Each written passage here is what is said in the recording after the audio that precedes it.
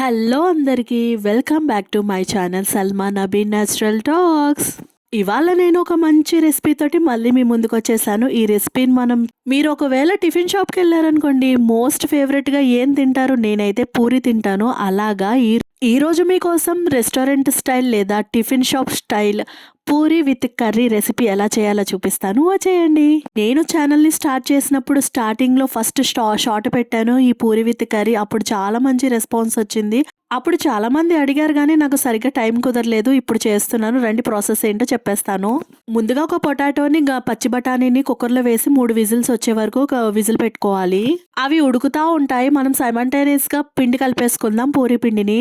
దీనికోసం నేను ఒక గిన్నె తీసుకుని దాంట్లో కొంచెం మైదా పిండి వేసుకున్నాను. మైదా పిండితో పాటు ఒక స్పూన్ తెల్ల రవ్వ అంటారు లేదా ఉప్మా రవ్వ ఉంటుంది కదా, ఆ ఉప్మా రవ్వ వేసుకున్నాను.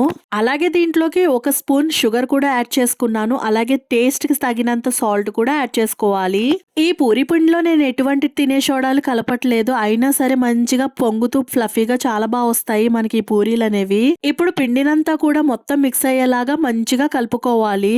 ఈ పూరీలను గోధుమ పిండితో కూడా చేసుకోవచ్చు, కానీ నేను ఇక్కడ మైదా పిండితో చేసుకున్నాను. అదే హోటల్ స్టైల్ అన్నాను కాబట్టి. మైదా పిండి సూజీ రవ్వ ఎందుకు వేసానంటే క్రిస్పీగా వస్తాయి కాబట్టి, అలాగే షుగర్ ఎందుకు వేసానంటే పూరీలు మంచి కలర్ వస్తాయి కాబట్టి. కొంచెం కొంచెం నీళ్ళు యాడ్ చేసుకుంటూ ఈ పిండినంతా కూడా మెత్తగా కలుపుకోవాలి. ఎలా అంటే చపాతీ పిండిలా కాకుండా ఇంకా కొంచెం మెత్తగా పూరీ పిండిలా కలుపుకోవాలి. కొంచెం మెత్తగా కలుపుకోవడం వల్ల పూరీలు అనేవి మనం ప్రెస్ చేసినప్పుడు మంచిగా సాగుతాయి అన్నమాట. సో అందుకోసం నీళ్ళు కొంచెం కొంచెం యాడ్ చేసుకుంటూ నేను చూపించిన విధంగా కలుపుకోవాలి పూరీ పిండి. పూరీలు పొంగడానికి మెయిన్ థింగ్ ఏంటంటే ఈ పూరీ పిండిని కలుపుకోవడం. అలాగే కలిపిన తర్వాత వెంటనే పూరీలు చేయకుండా దీన్ని ఒక హాఫ్ అన్ అవర్ రెస్ట్ ఇవ్వాలి. మంచిగా కలిపేసిన తర్వాత ఈ పూరీ పిండి మీద ప్లేట్ పెట్టేసి ఒక 10 మినిట్స్ దీన్ని పక్కకు పెట్టేసుకున్నాను.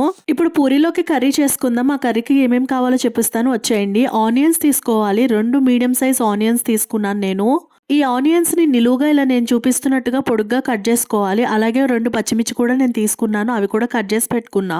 అలాగే దీంట్లోకి క్యారెట్ను కూడా చిన్న ముక్కల కింద కట్ చేసి పెట్టుకున్నాను. అలాగే ముందుగా మనం ఉడకబెట్టి పెట్టుకున్నాం కదా బంగాళదుంపని, అలాగే బంగాళదుంపను ఉడకబెట్టేసిన తర్వాత దాని పైన ఉన్న తొక్కను తీసేసి చిన్న ముక్కల కింద కోసుకొని పెట్టుకున్నాను. అలాగే పచ్చి బఠానీని కూడా పెట్టుకున్నాను.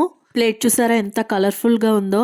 అలాగే దీంట్లోకి తాలింపు సరుకులు కూడా కావాలి. దీనికోసం ఒక 5-6 రెబ్బల ఎల్లుల్లిపాయల్ని మంచిగా దంచుకొని ఒక ప్లేట్లో తీసి పెట్టుకున్నాను. అలాగే జీలకర్ర, ఆవాలు, పచ్చిశనగపప్పు, చిన్న అల్లం ముక్కను తీసుకుని ఆ చిన్న ముక్కల కింద కోసుకున్నాను అల్లాన్ని కూడా. అలాగే 2 ఎండుమిర్చిని కూడా తీసుకున్నాను.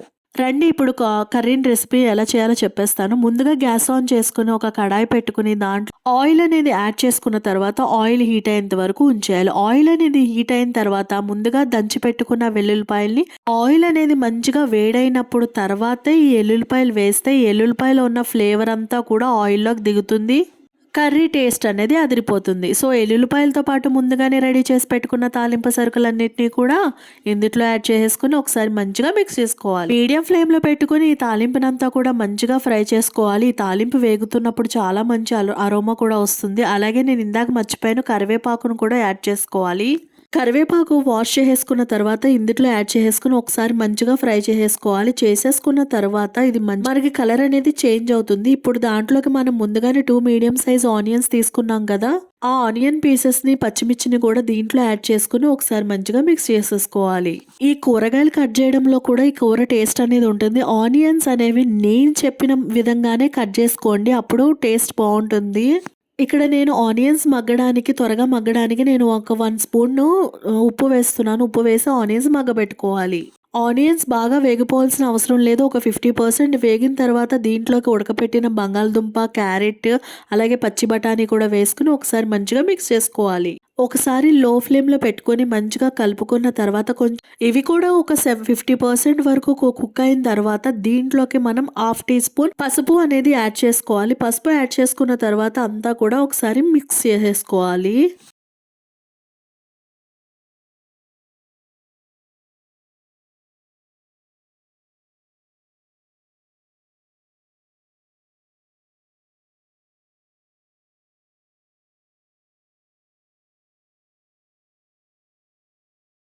అంతా మిక్స్ అయిపోయిన తర్వాత దీంట్లో ఒక గ్లాస్ వాటర్ వేసుకుని ఒకసారి మంచిగా కలిపేసుకోవాలి.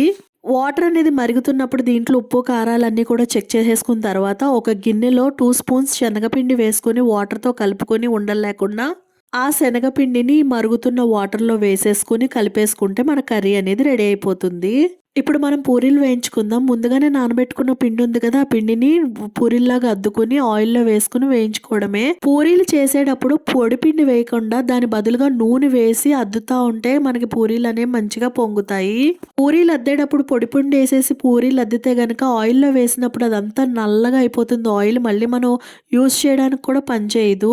పూరీ పిండిని మరుగుతున్న నూనెలో ఒక్కసారి ఇలా ముద్దను ముంచి తర్వాత మన చపాతీలు చేసుకునే కర్రతోటి ఇలా ఒత్తుకుంటే మంచిగా పూరీలనేవి వస్తాయి.